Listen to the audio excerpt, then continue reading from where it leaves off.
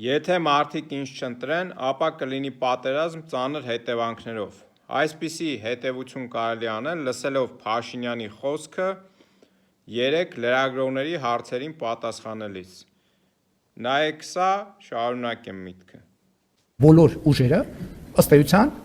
հանդես են գալիս խաղաղության ռևիզիայի դիրքերից, ինչը այդ փաստի բերումով նշանակում է անխուսափելի պատերազմ, անխուսափելի։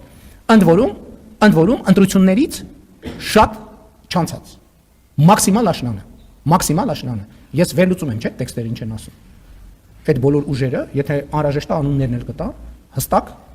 մի մասը ենթադրում եմ չի էլ հասկանում ինչ ասում, բայց իրենք պատրաստում են նոր սեպտեմբերյան պատերազմ ծանր հետևանքներով։ Եվ այսպես, ինչպես տեսնում եք, Փաշինյանը անցել է մարդկանց, կարելի ասել, շանտաժի, վախեցնելու, որ եթե մենք իշխանություն չլինենք եւ այդ ընդդիմությունը լինի, որոնց ինքը միասնաբար կոչվում է պատերազմի կուսակցություն բոլոր ընդդիմախոսներին, ապա կլինի պատերազմ եւ մեծ կորուստներով։ Նախ պետք է ասեմ, որ ովքեր որ այն ղեկավարները սեփական ժողովրդին պատերազմով են վախեցնում,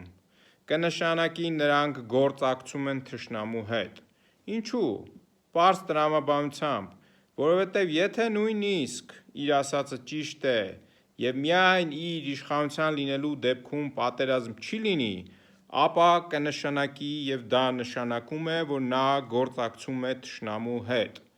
Իսկ այդ գործակցությունը սովորաբար գին է ունենում, եւ որն է այդ գինը, մենք գիտենք, տեսել ենք եւ ելի ենք տեսնելու, դա մեր շահերի, հայկական շահերի շարունակական զիջողականությունն է։ Բայց սա ամենը չէ, ինչ ուզում էի ասել։ Իրականում նրա այս խոսույցները,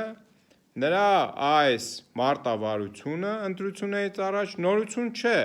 եւ քանի որ ես անընդհատ ասում եմ, որ նրա քաղաքական խորհրդատուները արտաքին ուժերից են ծագում, ապա մենք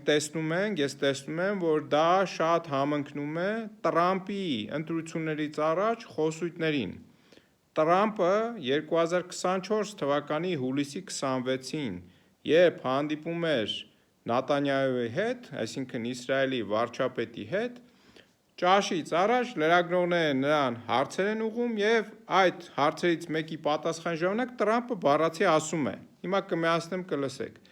Եթե մենք չընտրվենք, մենք չհաղթենք ընտրություններում, ես չհաղթեմ, ապա միջին արևելքում կլինի պատերազմ, որը կարող է հանգեցնել երրորդ համաշխարհայինի։ Եվ եթե ես եմ ընտրվում, այդ հարցերը արագ կլուծվեն։ If we win, it'll be very simple. It's all going to work out and very quickly. If we don't, you're going to end up with major wars in the Middle East and maybe a third world war. You are closer to a third world war right now than at any time since the Second World War. You've never been so close because we have incompetent people running our country. Thank you very much, everybody. Հիմա մենք տեսնում ենք, ով սկսեց պատերազմը, միջին արևելքը, ասեմ, ներառում է այն տարածաշրջանը, որտեղ հիմա պատերազմ է, Իրանն էլ մեջ է եւ նրանք հարձակվել են Իրանի վրա, ռմբակոծում են, գիտենք արդեն էներգակիրների գներն են բարձրացել, գիտենք արդեն քանի երկիր է տուժել այդ պատերազմից եւ պատերազմը դեռ շարունակվում է։ Այսինքն այն մարդը, որը ասում էր 2 տարի առաջ Տրամպը, որ եթե ինձ ընտրեք պատերազմ չի լինի միջին արևելքում, ինքն էլ սկսեց պատերազմը։ Այո, դա այդպես է աշխատում։ Այն մարդիկ, ովքեր երաշխավորում են, որ պատերազմ չի լինի, իրենք էլ հենց սկսում են պատերազմները եւ իրենց խոսույթով, եւ իրենց քաղաքական վարկագծով։ Սա է ճշմարտությունը։ Լավ եղեք, լավ օր բոլորիդ։